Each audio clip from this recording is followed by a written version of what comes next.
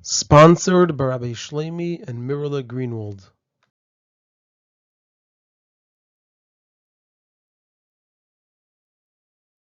This is a Sicha from Likutei Sichos, Chelek Alef, Parshas Sisa, Sicha Alef.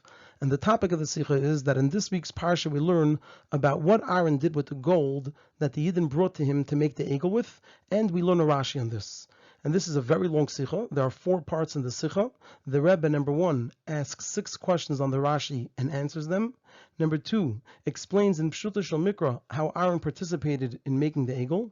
Number 3, explains in Halacha how Aaron participated in making the Egel. And number 4, presents the Yenishal Torah in Rashi.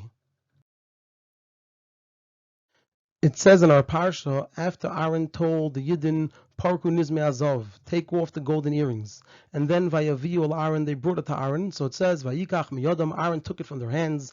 Vayotzer Isa Bacheret, and we'll see what this means in Rashi. Vayaseu Egel Masecha, and he made it into a molten calf. And Rashi explains, what does it mean, Vayotzer Isa Bacheret? Yesh l'targemai b'shnei panim. We can explain it in 2 ways. Ha'echad, one of the ways is, Vayotzer l'shen kshira. Vayotzer means to tie.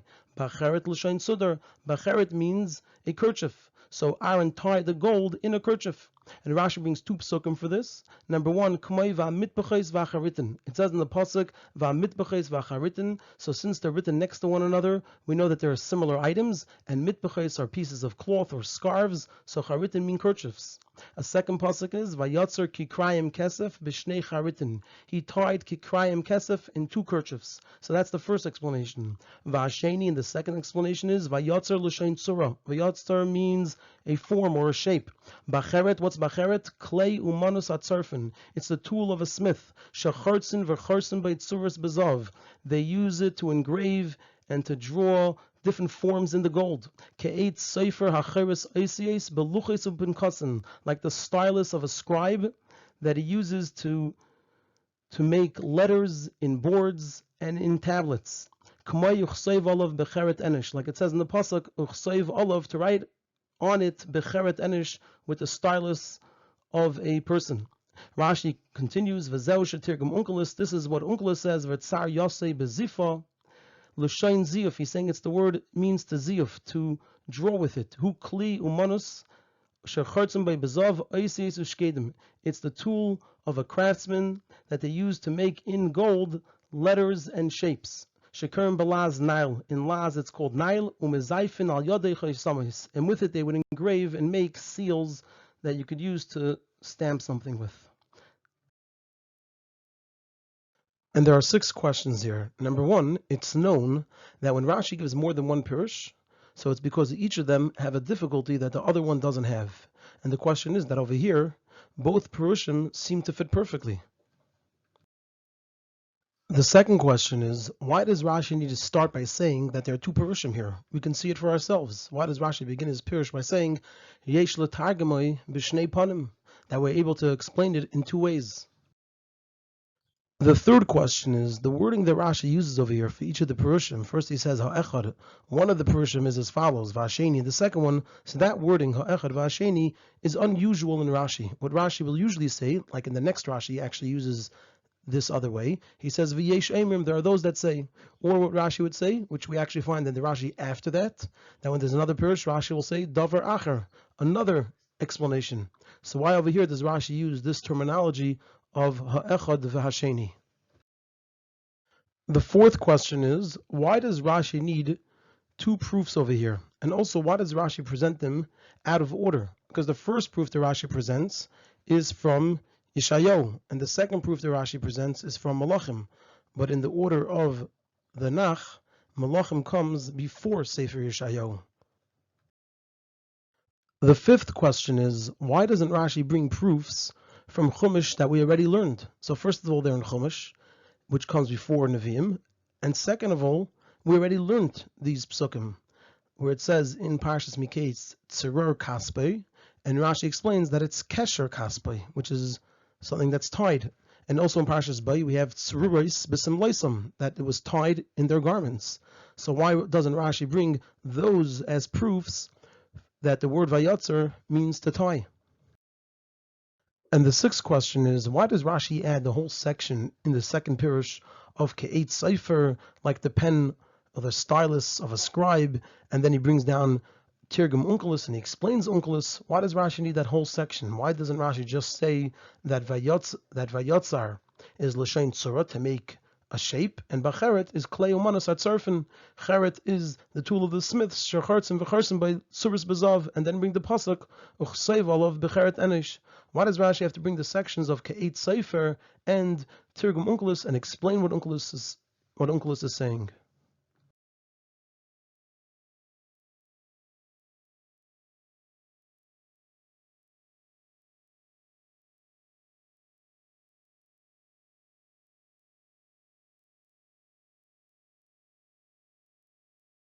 So the explanation in all of this is as follows. I'm going to start with the first parish, and we're going to answer the fifth as well as the fourth questions. I'm going to start with the fifth question. So the reason Rashi doesn't bring a proof from Tzror Kaspe and Tzrur's B'sim Leisam is because those words over there, Tzror and Tzrurus, have two Reshim, and we're trying to figure out what the word Vayotzar, which has one Resh, means. However, Rashi also can't bring a proof from the pasuk in Malachim that appears first. He can't bring a proof from that pasuk alone, and he doesn't bring it first, where it says Vayatzer kikrayim kesef b'shnei charitin. He can't bring a proof from there that Vayatzer l'shein kshira, that Vayatzer means to tie, since there's no proof that charitin are kerchiefs, that we can then understand that Vayatzer means to tie those kerchiefs. And therefore, Rashi first brings the pasuk from Yeshayahu that appears second. That's his first proof, where it says "Va'mitbachos va'charitin." That shows us that charitin are like mitbachos, and since mitbachos are scarves or pieces of cloth, so we see that charitin are kerchiefs, and so we can learn that vayotzar, that's said by cheret, means to tie. However, this pasuk alone is not enough, because we can still ask that although charitim are kerchiefs, but cheret is actually a different word, and the plural of cheret is not charitim, but rather the plural of cheret is charatim.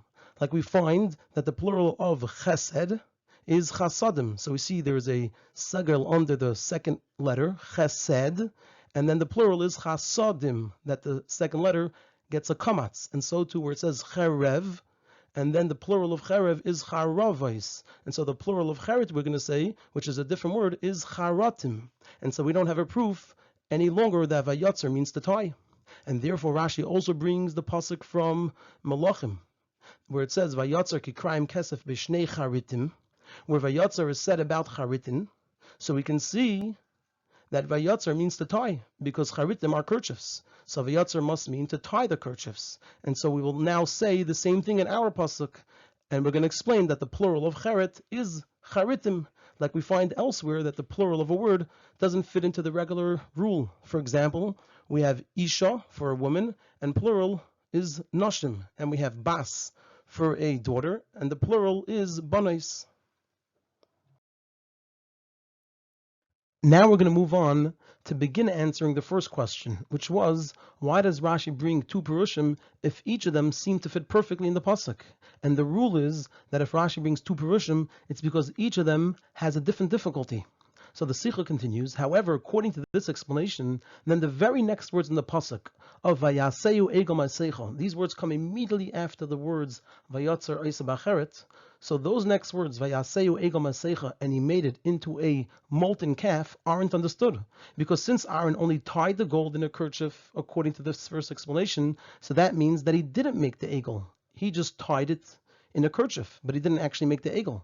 And so these next words, Vayaseu Egel Masecha, don't refer to Aaron, but rather, as Rashi indeed says, that according to this explanation that Aaron only tied it in a kerchief, it refers either to the Mechashvei Erev Rav She'alu Imam Mitzrayim, they're the ones that made it into a molten calf, or it refers to Micha, that he was the one that made it into a molten calf. And so the two parts of the pasuk refer to different people, and it's difficult to say that. And even though you can say, as Rashi says many times, that the pasuk is written in a shortened version, and it doesn't specify who we're talking about, and so it means to say Vayotzar, and he, Aaron, tied it in a kerchief, and Vayaseu, and he, either the Mechashvei Erev Rav or Micha, made it into a molten calf. But nevertheless, it's difficult to say that within one pasuk, that each part of the pasuk refers to someone else. And so here we see what is the difficulty with the first pirush and why there's a need for a second pirush. And then we'll continue now to present in the next section what the second pirush is, what is difficult in the second pirush, that as a result of that, Rashi also has to bring the first pirush.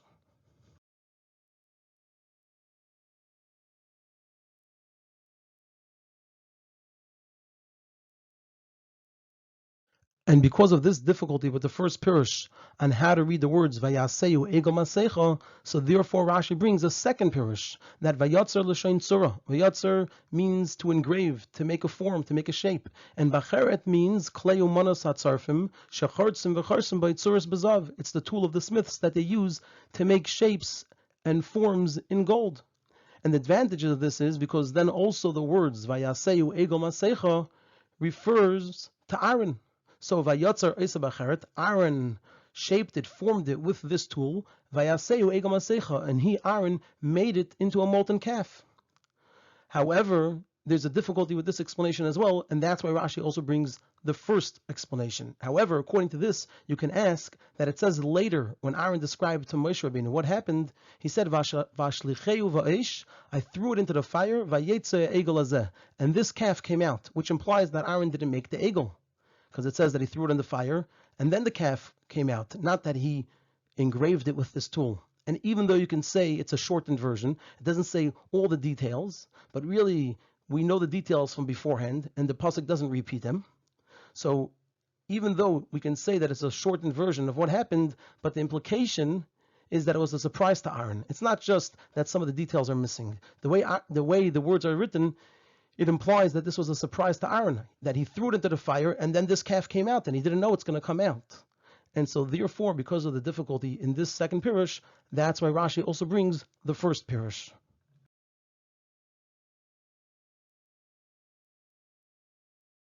Now we're going to move on to answer the second and third questions. So now we can understand why Rashi says at the beginning, before presenting the two Purushim, he says, Yesh letargamai b'shnei panim. We could explain it in two ways. And we asked, why does Rashi have to say this? We could count on our own. And then Rashi also says, when he presents the two Purushim, ha'echad, one of them is as follows, v'asheni, and the second one is as follows. And we asked, why does Rashi present it this way? Usually he presents it in a different way. So the explanation to this is as follows. So we're going to talk about what Rashi usually does and explain why he does it this way, and then why over here it's different. So when Rashi brings two Purushim, it's because each one has a difficulty that the other one doesn't have.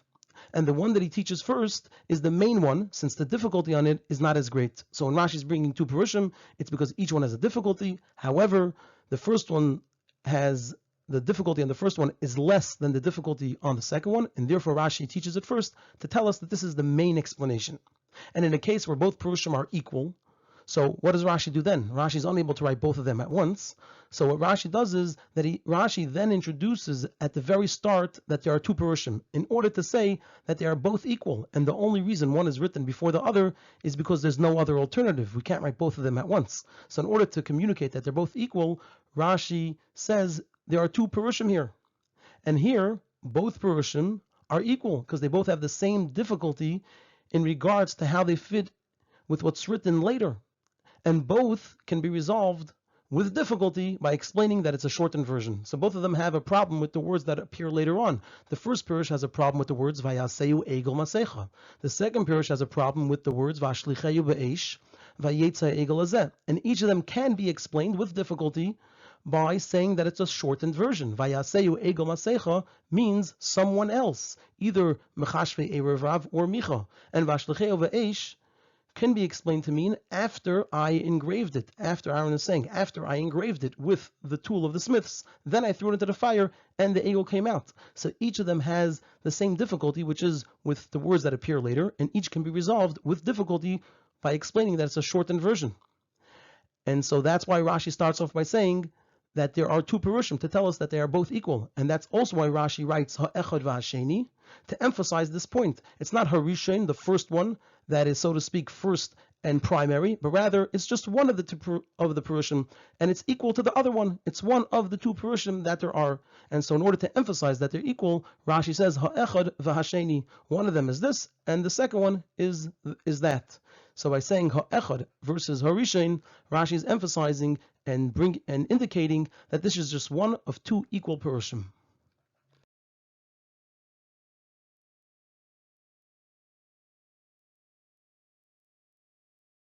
Now we're going to move on to answer the sixth and only remaining unanswered question.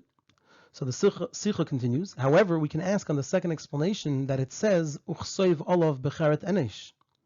And so it doesn't sound like it's a klei umanas hatzarfen. This doesn't sound like it's a tool of smiths shechartzen v'charsen by tzuris bezav that they use to engrave and make shapes in the gold. But rather it sounds like something to write with. Uchsoiv olav becheret anish, and write with the cheret. And it's hard to say that this is a third meaning to the word cheret. That cheret can either mean kerchiefs, like we see clearly in the psukim that we presented, and cheret can mean the tool of a smith, and cheret can also mean like a stylus or a pen that's used to write with.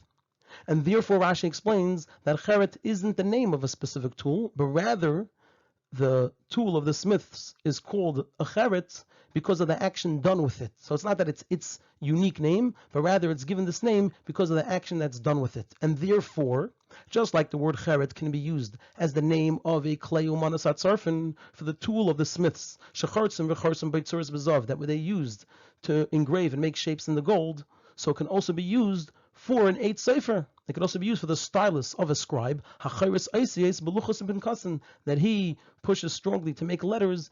He presses it strongly into these tablets and boards to make letters with it, since both of them are being used to form things either in the gold or in these boards and tablets. And this is also why Rashi quotes the word enish. He doesn't just say Uchsev Olav Becheret, he also says enish, to emphasize that this is not talking about the tool of a smith, because an enish is a regular person who isn't a craftsman. And since cheret is not a common word, and also it's uncertain what it means, like we said before, maybe it's a third meaning to the word, and also it's one name for a tool that's being used for carving and writing, so it's difficult. We have these problems. It's not common, it's uncertain what it means. We're saying it's being used for different types of tools, so therefore Rashi brings a proof from Targum Onkelos that it's Vitzar Yaseh Bezifa, which is a tool that's used for both writing and carving. And he concludes with the words Umezaifen al yadei samis, that they make with it these seals to show that it has this name because of the action that's done with it. So the Rashi says Vitzar Yaseh Bezifa Vayatzar Olav Becheret. So the word cheret is zifa, and zifa is a tool that's used for both writing and carving. And then Rashi says Umezaifen al yadei samis, that the emphasis is mezaifen, the action that's done with it. And so if it's the action that's done with it, then two different tools can have the same name.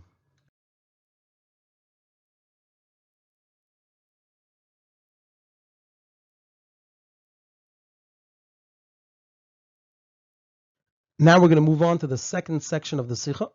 So we've already done answering all the questions on Rashi, and we're going to move on to a side discussion, although this can still be included in the first part of the Sicha, since it's a difficulty on the second Pirush of Rashi that Aaron actually engraved the form of the Egel in the gold. So the Sicha continues, however, this second Pirush of Rashi isn't understood at all, because from the Psukim, we can see the great Kedusha and Tzidkos of Aaron. So how can we say that Aaron himself carved the Egel, which is Avodah Zarah?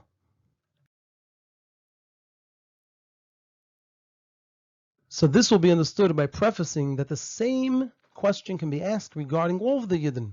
We know that a short time before this, they stood L'kras Elikim at Har Sinai, and they heard the Aseret Dibros, including Anei Hashem Elokecha and Lo Yisasa L'chopesel V'Gemer, and they saw the Koilis from the four directions and from the Shemayim and from the Oretz. So how could they come to Avodah Zarah? And even though it says that Bas Satan v'ir b'v'sa'olam, the Satan came and he confused everything, v'herad demus choshech v'afela, he showed darkness, v'ir and confusion, chulu, etc. That still doesn't explain such a descent from such a high place to such a low place. So the same question can be asked regarding all of the Yidden.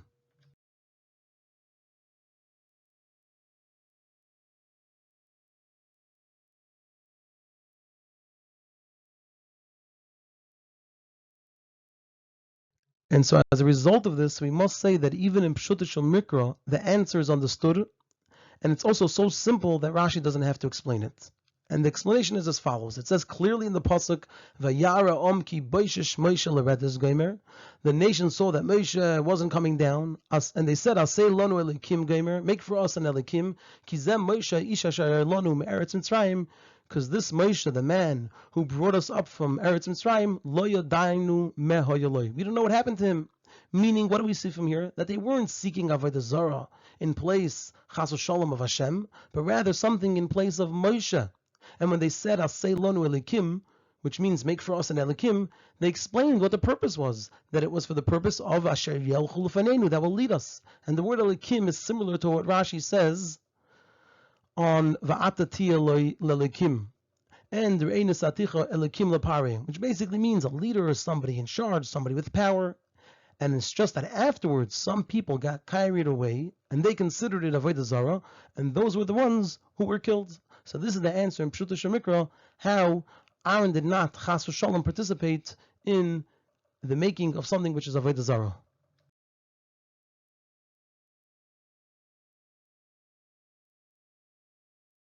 However, there is still a side question. So we answered our question how it's not avodah zarah, because they weren't looking for the Egel to replace Hashem.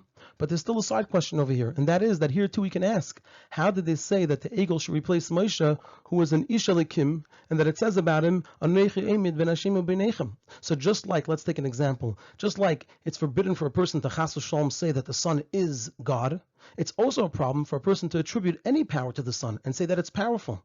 So, although the Yidden weren't saying over here that the Egel should replace Hashem and that it is God, Chas v'Shalom, but they were saying that it has power and it should replace Moshe Rabbeinu. So why isn't that a problem of Avodah Zarah? So the answer to this is that it's not similar to Avodah Zarah at all, because here there's room for such a mistake. What's the basis for this mistake? Since when Hashem commanded the Yidden to make the Mishkan, whose purpose was that the Shekhinah could dwell among the Yidden. That's the whole purpose of the Mishkan. So we see that the main part of the Mishkan, where the Shekhinah was dwelling, was the Aron and Kruvim. As it says, V'dibarti itcha. Where did Hashem speak to Moshe Rabbeinu? We have the revelation of Hashem. Me'alakai poiris, mi bein shnei akruvim, asher al arena edis. So we can compare the Kruvim to a sort of memutza between the Yidden and Hashem. They had this thing. And this is especially according to what Rashi explains on the pasuk lo yisasun iti lekei kesef v'lekei zov lo yisasu lachem. The Rashi says you shouldn't think to make kruvim in your shuls. And so the question is, why would we ever think to make kruvim in the shuls? And the answer is because that's what existed in the Beis Hamikdash, and a person would think that we should make it in the shuls also as a mamutza. And regarding this iser, if they were told it's forbidden, so then what's the basis for this mistake? This wasn't yet said to the Yidden. They didn't yet know of this Isser, but they did have the concept of Kruvim. So that would be the basis for the mistake and why it's not a form of Avodah Zarah. And this idea is hinted to in the word Enosh that Rashi brings. Like the Rambam says, how did Avodah Zarah start? It was in the days of Enosh that they started off by making a mistake, that since Hashem made the sun and the moon and all the things in the heavens, so he wants us to honor them. And then afterwards, it devolved to actual Avodah Zarah. And so too here, first it started off with a thought that the Egel could be a sort of a mamutza, like the Kruvim, and then afterwards it evolved that they actually thought it had independent and its own personal power, and they served it in that way. And so that's why Rashi uses the word Enish over here. He's hinting to this idea that it started off with something that was less of an issue, or in this case maybe not an issue at all, and then afterwards it evolved, and they actually thought that the Egel has independent and its own power and free choice.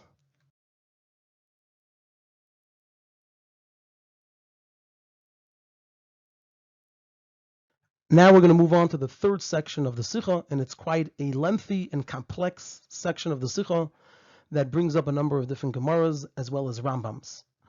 So the Sicha continues that we can also answer this question: how is it possible that Aaron would chas v'shalom do avodah zarah in halacha? Meaning, when we use the terminology of halacha in terms of Aaron making an avodah zarah, when we look at the criteria for that to happen, we'll be able to answer in halacha how it wasn't the making of an avodah zarah. So we're going to be answering this question: how is it possible that Aaron would chas v'shalom do avodah zarah in halacha? So when we look, we see that Aaron said, "Parku nizme hazav, remove, take off the gold earrings, v'haviu elai, and bring it to me." So he told them to bring it to him, but he did not say that they should give it to him. Just bring it here, but don't give it to me. Meaning that he revealed that he didn't want to acquire ownership over it, and so it's understood that he didn't acquire it, because a person is not going to acquire something against their will. And especially since they originally said, Asei lonu elikim, make it for us. So Aaron didn't want to acquire it, and they didn't want to give it. So obviously, Aaron did not have ownership over it. And the rule is, Ein Adam Oiser Dover She'ene Shaloi. A person cannot make something which is not his to be forbidden. He can't turn another person's object into an Avodah Zarah. And so since Aaron did not have ownership over the gold that was brought to him, so therefore he wasn't able to make it into an Avodah Zarah. Now we're going to move on to a side question on this answer. And the reason we're presenting it as a side question, because although it challenges this answer, ultimately the answer will remain with some additional information. And so it's here as a side question that's going to be resolved. And the question is, however, we see that Adam Eiser Davar She'ein Shaloi, when the other person, the one that gives it to him, shows that he wants this thing to become Aser. We see this, it says in the Gemara in Maseches Avodah Zarah. The Gemara over there says, Amar Achmana, the merciful one says in the Torah, Hashem says, V'ashereim tisrifim be'esh, you should burn their Asherah trees in fire. And the Gemara asks, Michdi, let us see, Yerusha hi ma'avisayim. The land of Eretz Yisrael is an inheritance to the Yidden from their fathers. Ve'ein adam oiser davar she'ein shaloichulu. And another person, meaning the Goyim, who use the Asherah trees for Avodah Zarah, cannot make Aser something which doesn't belong to them. It doesn't belong to them. It belongs to the Yidden. And the Gemara answers, Elamidapolchu Yisrael le'egel. Rather, the explanation is that from this, that the Yidden worshipped the Egel, Galu Adaitayu, they revealed their minds, the nichlu b'avodas kechavim, that they were interested, they were happy with avodas kechavim. V'chi asu evdei kechavim, and so when the evdei kechavim came and used the Asherah trees for avodah zarah, shlichusu they do avdi v'chulu. They were doing the shlichus, they were doing what the Yidden wanted. And the Gemara then continues and asks, "V'dilma be'egel hu denichalahu." Maybe the Yidden only wanted the egel. B'midi achrina loy nichalahu, but other things they did not want. They didn't want other forms of avodah zarah. And the Gemara answers, "Amar kra eile lekecha Yisrael." The Yidden said by the egel, "Eile elekecha Yisrael." The word elekecha is plural. Melamed, it teaches us she'ivu lelekos harbechulu, that they wanted many gods, and so they revealed their intention that they were interested in avodah zarah. But the point of this Gemara is, we see that if the person that it belongs to wants it to become aser, then the other person is able to make it aser, even though it doesn't belong to him. So to over here, the Yidden clearly revealed that they wanted it to become aser. So why didn't Aaron make it aser al pi halacha? We said that Aaron was unable to make it into an avodah zarah because ein adam oiser davar she'ein shaloi. But here we see that under these circumstances, it would seem that a person is able to make it aser.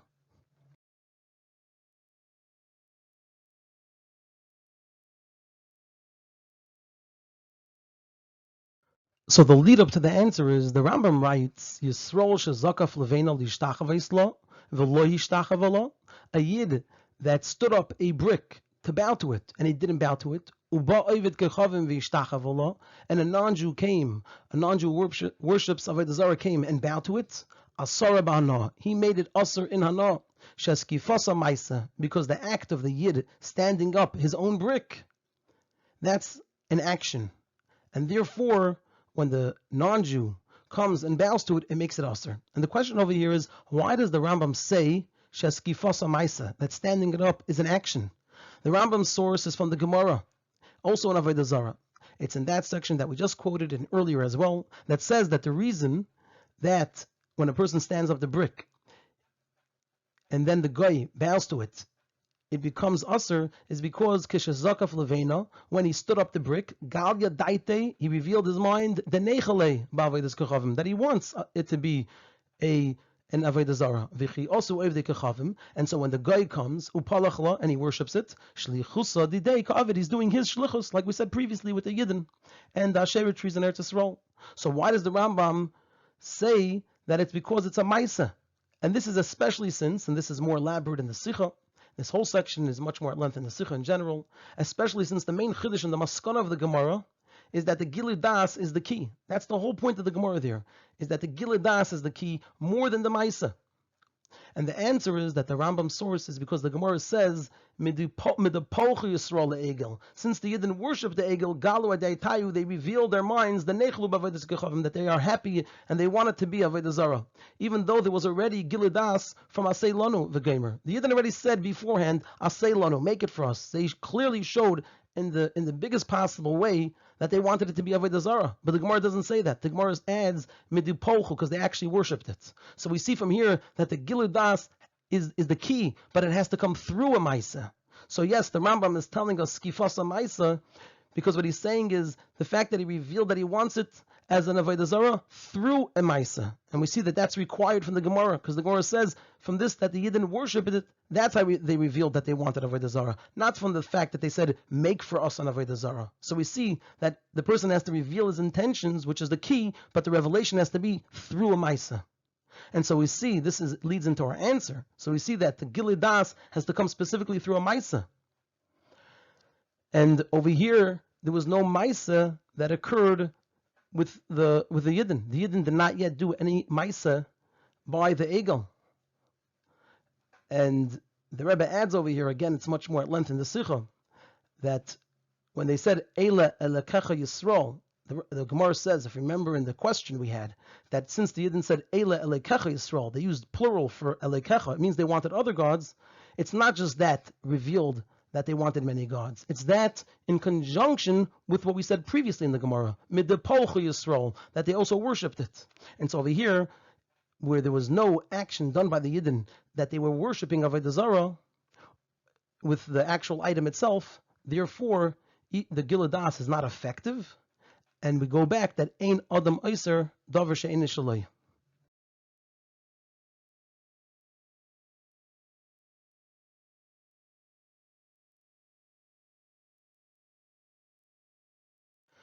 This explanation that we just said in the Rambam, this answers another difficulty, so it's a side point.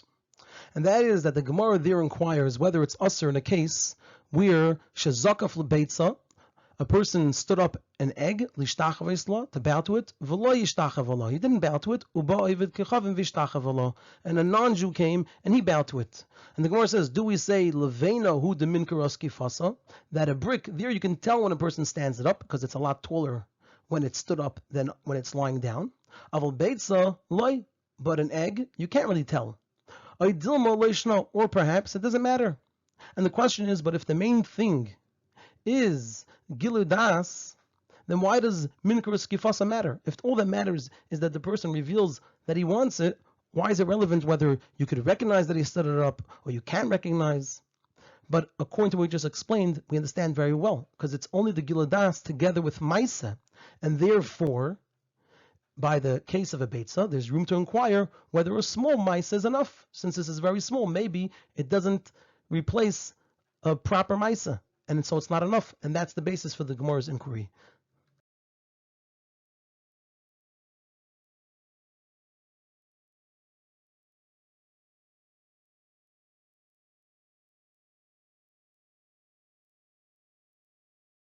And now we come back to our original question about how did Aaron participate in the making of the Egel, and it wasn't a form of making avodah zarah in halacha. So according to this, that only Gilui Das through a maisa, and the type of maisa that they're worshiping it, like midepolchu, like the Gemara says, that they worshipped the Egel. So according to this, that it only Gilui Das through a maisa allows a person to be Eiser Davar She'ein Shaloi. So it's understood that Aaron could not make the Egel to be Aser, because since it's a Davar She'ein Shaloi, it doesn't belong to him, and Ein Adam Eiser Davar She'ein Shaloi, he wasn't able to do it. And even though there was a Gilui Das, but we explained that's only effective if it's together with a maisa, and over here there was no maisa of worshipping the Egel that already happened. And then another 2 points, and furthermore, according to what the Rambam writes in Hilchos Shchita, She'ein Adam Yisrael Iser Davar She'ein Shaloi, a Jewish person cannot make Aser something that doesn't belong to him.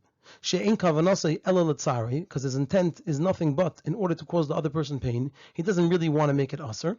So then, even with Gilui Das, it's not enough. Even if we had Gilui Das with a Maisa, it still wouldn't be enough, since that only gives him the power that he can make it Aser.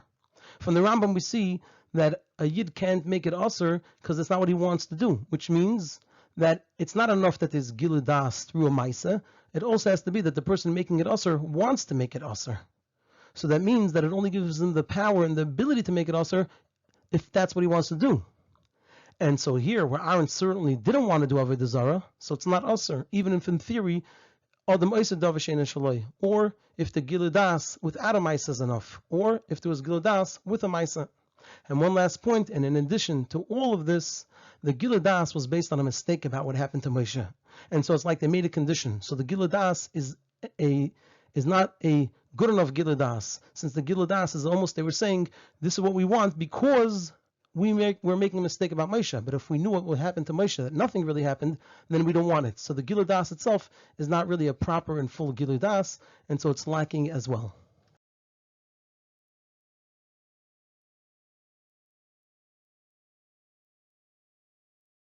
However, we have over here a side question within halacha itself, and that is, however, we can still ask that Aaron had some connection to the Chelek Egel, because even if he didn't make Avodah Zarah, but through him, Yidden did Avodah Zarah.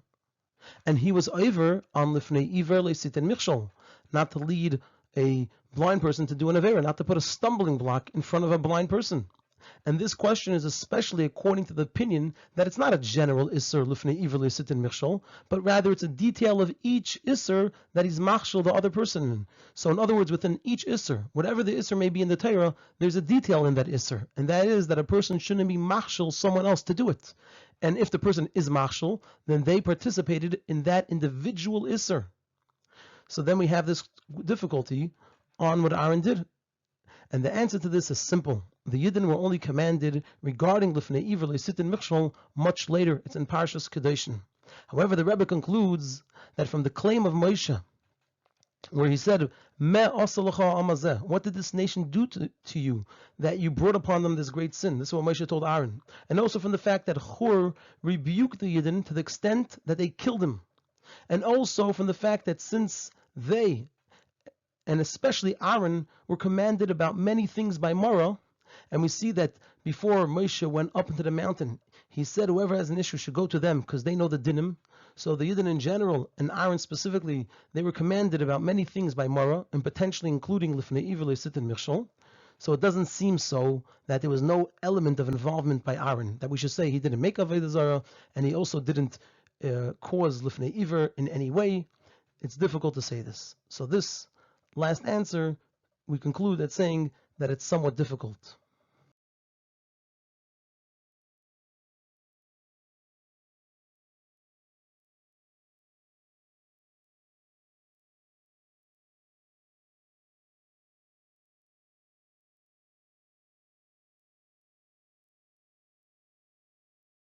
And now we're going to move on and conclude with the last part of the Sicha.